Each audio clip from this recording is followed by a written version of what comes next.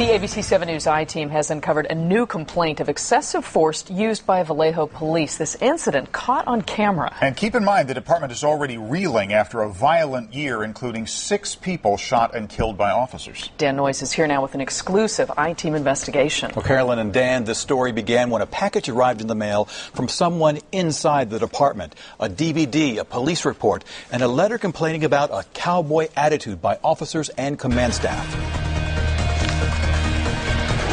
Imagine you're a police officer on patrol. It's a warm summer day when the call comes in. A 22-year-old complaining his roommates beat him up and kicked him out of the apartment. Are you injured? Yeah. They punched me in my face, they choked me out, ripped my clothes, tried to steal thousands of dollars worth of my stuff. It's all out in front of the house. The victim is upset how long you took to arrive. And you guys took 45 minutes to get out here. Okay. Listen to me. First of all, I'm not on your time watch. I know. Second of all, U.S. soldier, bro. Know who you're talking to. Okay. Know who you're talking to. Face? Are you getting in my face? You step forward to me. Okay. I did not step forward to you. At this point, what would you do? A, try to defuse the situation, perhaps explain why it took 45 minutes to arrive. B, direct the victim to step back, have a seat on the curb, and assure him you're there to help. Or C, smack him in the head.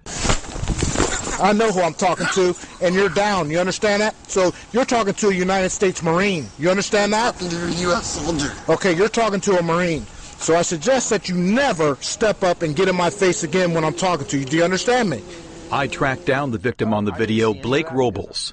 And seeing this now brings back the anger and frustration that I felt that day when the people that were there that were supposed to come to help me were there to attack me. He had never seen the video before, and it brought back a flood of emotion. Let's start over. The act can stop.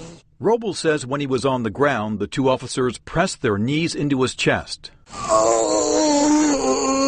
And that he blacked out briefly. Would you like to start over, or do I need to further introduce myself? I'm completely done. I'm completely done. I don't need to further introduce myself? Okay. I can't breathe. The officers accused Robles of faking it. What was all that moaning and stuff you did on the ground? For effect. Was that because my knee was in your center of your chest and you were having a hard time? What was that moaning, you son of a b****? That was me not being able to breathe! Whether you're in a bad mood, whether you're angry, whether they feel you're being disrespectful, it doesn't matter. They are there to protect and to serve us. And that day I was not protected, I was not served, and I've never felt safe from the police department since then. The incident was captured by what's called a V-View camera, clipped to the shirt of Officer Steve Darden, a 17-year veteran of the Vallejo PD, seen in this YouTube video. You want to know what happened? I do. Okay, I'm going to tell you what happened. But Darden does not want to talk about this case. By email, he refused my request for an interview. Darden's best known outside the department for his rap music, after he recorded a tribute to Vallejo officer James Caput, who was killed by a suspected bank robber in 2011. Jim Caput, badge 497, won't be forgotten. We know you up in heaven.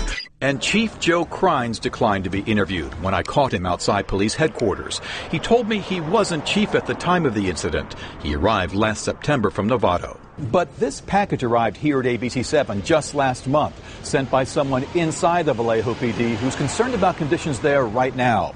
Along with the DVD and police report, the source wrote a letter describing a pervasive cowboy attitude in the department. The source described what happened to Blake Robles and wrote, "Criminal behavior is being allowed and nothing is being done to stop it. Internal Affairs does nothing to hold officers accountable and spends more time bullying citizens who try to file complaints."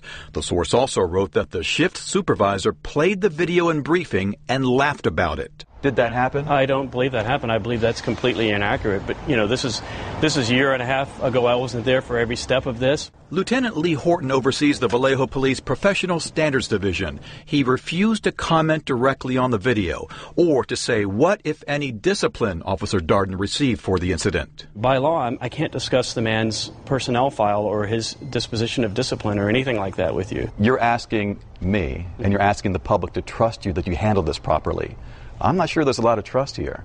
So I just need to know, I'll give you one last shot, was his behavior, that officer's behavior on that video appropriate? Well, I can answer the question for you this way. If I'm telling you that we conducted an internal affairs investigation, there was a disposition with the officer, That's the answer to your question. Horton also would not discuss Darden's version of events he wrote in the official police report.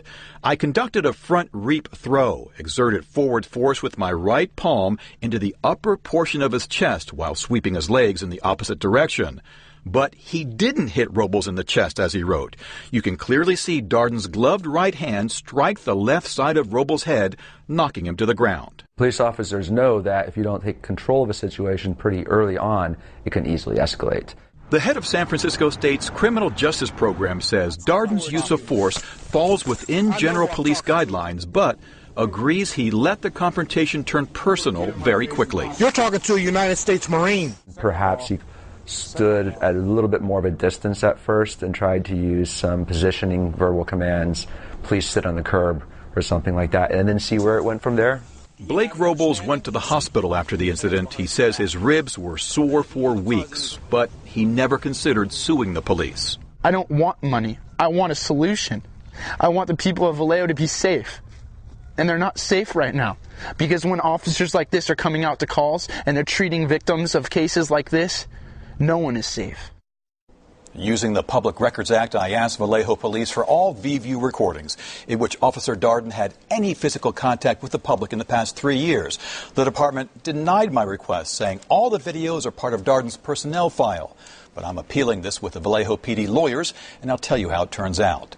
And if you want to check it out, I'm posting that full police video in this case, along with a letter from the source at abc7news.com.